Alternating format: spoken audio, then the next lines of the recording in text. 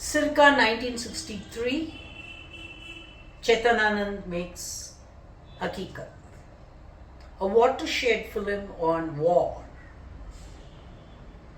We've made films on partition. Garam Hava comes to my mind. Satyu, what a masterpiece film. Fast forward 2025. Lot of noise. Lots and lots of noise. Both inside the theatre and outside of the theatre. Is Aditya Dhar's Dhurandhar. I know this review is reaching you late. That's for logistic reasons. But Dhurandhar is a great film at the box office. It's left a huge impact, akin, if I may say, to Kashmir Files. Aditya Dhar takes more than 3 hours and 20 odd minutes. What is the central part of the story? He's carrying coal to Newcastle, firstly. Secondly, he's telling us that Pakistan is a rogue nation. Thirdly, he's telling us that the Kandahar hijack, the bomb attack or the Bombay bomb attack, the attack on Parliament, are all actions that emanated, were conspired in enemy soil, namely Pakistan. Who does not know this narrative? Who are you selling it to? And more importantly, from a sociological point of view, especially from a pacifist like me, what is this eager appetite that is visible in the success of this film? Suddenly, everybody from cinema comes out and almost compares this with Victor Fleming's Gone with the Wind or something like that.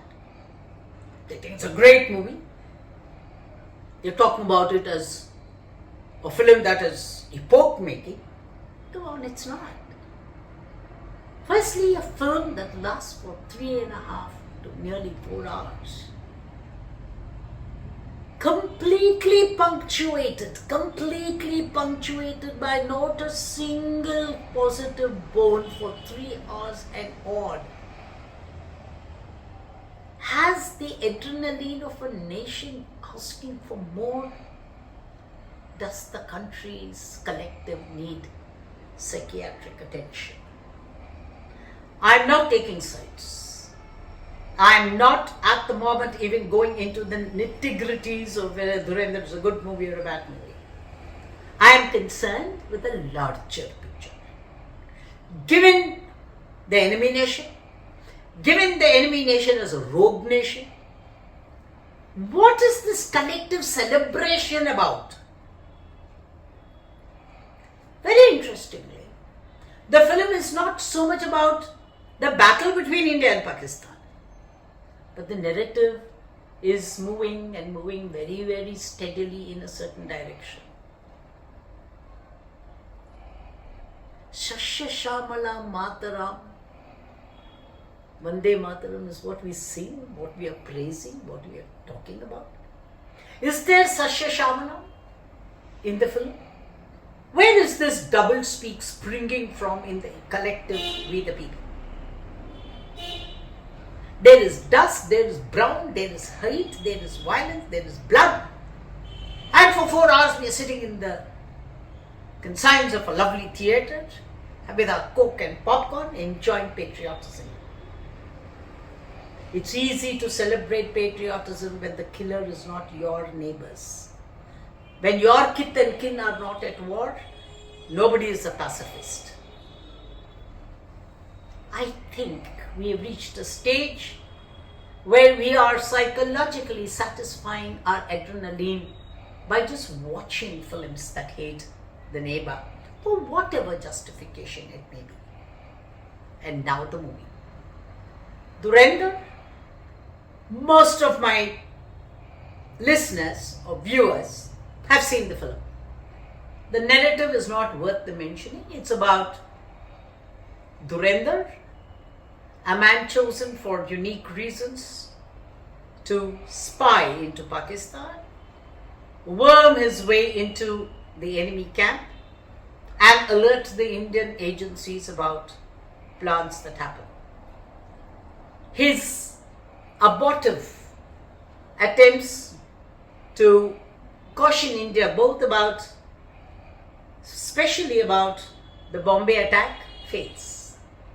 Yet he succeeds in worming his way into the political high powers.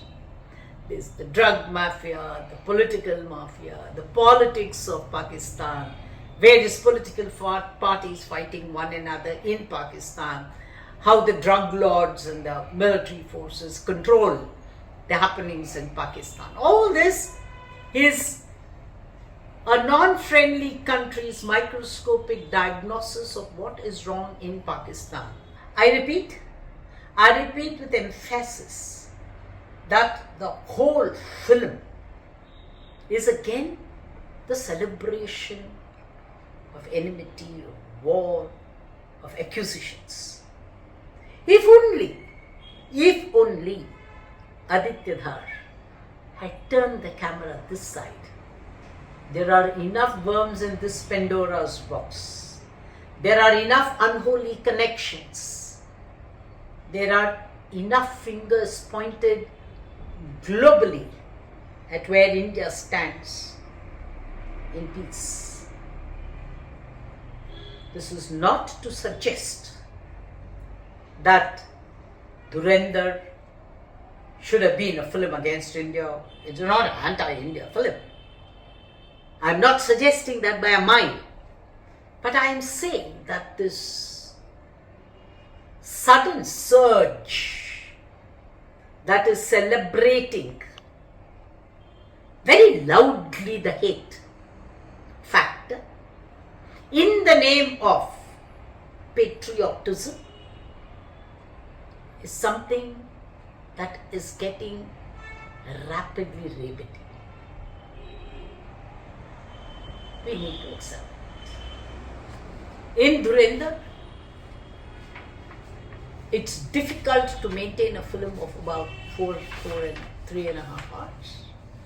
Aditya Dhar compliments to you for getting Hamza to play the kind of character he is. Ranveer Singh plays Hamza. There are some very impressive actors in the film. There is Rakesh Bedi plays an amazing role as Yamali, the politician, the stereotypical politician who's chameleon-like, changing colors, changing situations, looking at everything from his interest.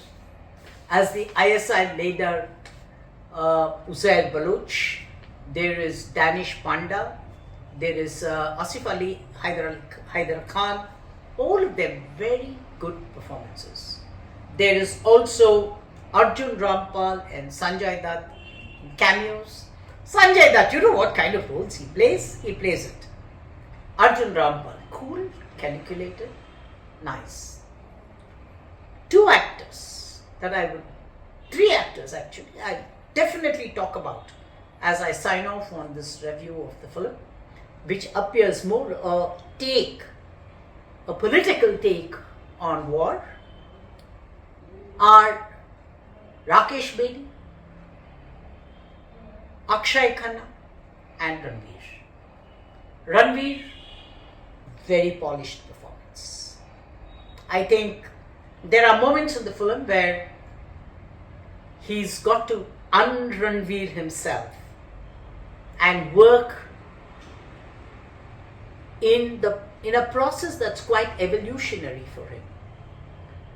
He's not playing the kind of roles that he did in Gully Boys or in Ricky and Rani, where he's himself. Here it's different. Yes, his beefy body helps. His beard and his moustache and his hair covers a lot of otherwise critical expressions up for criticism. But he's carried himself very well in the film and he's done a good job. He's going to get a lot and lot of CDs, and he's got a lot of accolades across the board. Rakesh Bedi, somebody we've seen doing flippant roles in comedies, amazing performance. It is again a show of how talent in this country is sometimes put into pigeonholes, overlooked, and men of great talent do not get their due. Rakesh Bedi is that screaming information that comes out of Dhurandhar, even more than the political sickness that is evading or eating into a neighbor country. And then Akshay Khanna, brilliant performance as the cool, not over the top, but yet loathsome villain. He brings hate as a natural factor to his body, and I think this is one of the best performances of a villain that one could recall from contemporary mainstream cinema. Kudos to him. As I leave, as I acknowledge Datu and Abhinav for their contributions, I'll fail if I don't ask, if I don't point out. इस बार दिवाली इस्लामाबाद में मनाएंगे, हम घर में घुस के मारेंगे, has now become हम घरों में घुसेंगे ही नहीं, हम मारेंगे. And the defense, मैं घायल हूँ इसलिए घातक हूँ. Bye bye.